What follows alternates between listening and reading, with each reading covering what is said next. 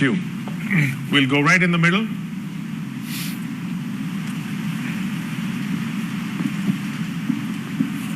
Thank you for giving me opportunity to speak. I am Kareem and I am a student of law at LUMS.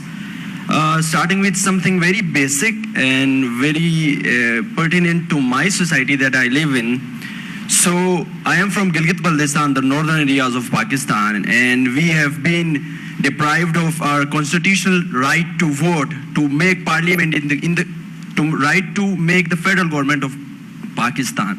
So we have been deprived of this right for since 1947. So I am speaking on behalf of the youth of Gilgit-Baltistan that why is it so? And also on behalf of the people of Kashmir who are under curfew for the last 7 and 8 months continuously and who are more like in concentration camps. Why is it so? So these are the questions that I would like to throw. Thank you. Okay, so thank you very much. So we've had a couple of comments and questions. If you wish to respond. Well, the first topic was inequality. I think it was inequality among states, but the inequality starts with inequality among people. And obviously, one of the central objectives that we have is to make sure that we are able to reduce the levels of inequality among people, and especially not to leave anyone behind in relation to the prospects of development that we are witnessing in the world today. But there is a second level of inequality which you raise, which is inequality among states. And in the end, that inequality is real. I mean, both among people and about states, we usually say that everybody is equal, but some are more equal than the others. That is the fact also in the United Nations. We have 5 countries that have a veto power in the Security Council. No? That is a basic inequality. And indeed, what we see in international relations today, I come from a small country, no? A small country that is member of the European Union and member of the United Nations. And let's be clear, small countries have much less influence than big countries. Look at climate change. We had more than 70 countries that committed to carbon neutrality in 2050 in our summit. They represent 15% of the emissions. All those big emitters in the world have not yet committed to do the same, because they feel they are more equal than the others. And we really need to make sure that equality among people, which is not only equality of income, it's equality of opportunities, is the fact that in many societies, the children of those that were in the best universities are those that go on being in the best universities. And the children of those that were not in the university or were in the bad universities are the ones that still go to the bad universities. I mean, we need equality among people, but we need also equality among states. It will not be easy to reach.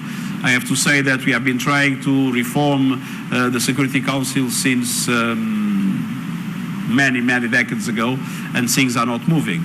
Because one of the things I've learned in my life is that power usually is not given. Power needs to be taken, and that is not always possible. Now, the second question about human rights. You are absolutely right. We had a fantastic progress of human rights. Human rights are not only political rights.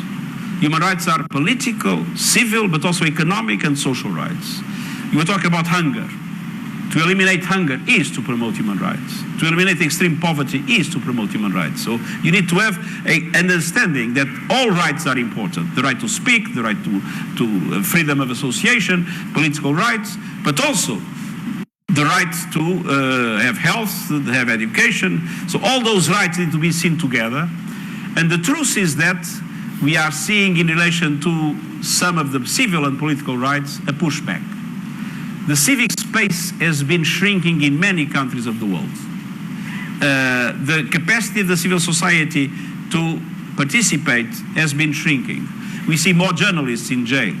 We see more human rights defenders in jail. And so it's very important to have a pushback on the pushback, and to have a strong commitment, and young people can play a very important role in order for the full respect of human rights, both political and civil and economic rights. And of course, this is true everywhere, and is true particularly in the situations we have more dramatic violations of human rights. And I've been saying very clearly in relation to, I spoke on many issues about Kashmir during this visit, but one of the things I've said, it is absolutely essential to have human rights and fundamental freedoms for the people to have their lives and their dignity fully respected. Thank you.